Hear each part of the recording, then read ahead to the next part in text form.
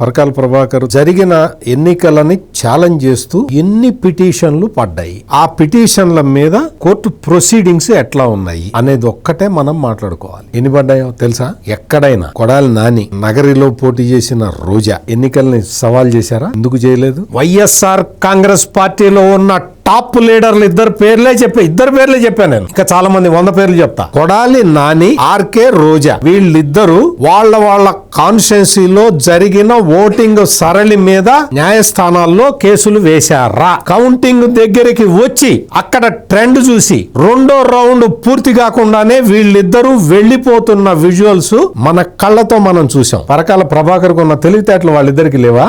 వాళ్ళు తలకాయ దించుకొని వెళ్లిపోయారు. ఎందుకు వెళ్ళిపోయారు? నేను ముందరే చెప్పా. నేను పరకాల ప్రభాకర్ చెప్పిన దానికి సమాధానం చేయడానికి నేను ఇక్కడ సిద్ధంగా లేను. నేను కొన్ని కొత్త క్వశ్చన్లు వేస్తా, పరకాల ప్రభాకర్ ని సమాధానం చెప్పమను. ఫస్ట్ రౌండ్ లోనే లేచి వెళ్లిపోయిన కొడాలి నాని, సెకండ్ రౌండ్ లో లేచి వెళ్లిపోయిన ఆర్కే రోజా, ఈ ఎన్నికల ప్రక్రియ అంతా బూటకం అని ఛాలెంజ్ చేశారా? కోర్టులో సవాల్ చేశారా? కేసులు వేశారా?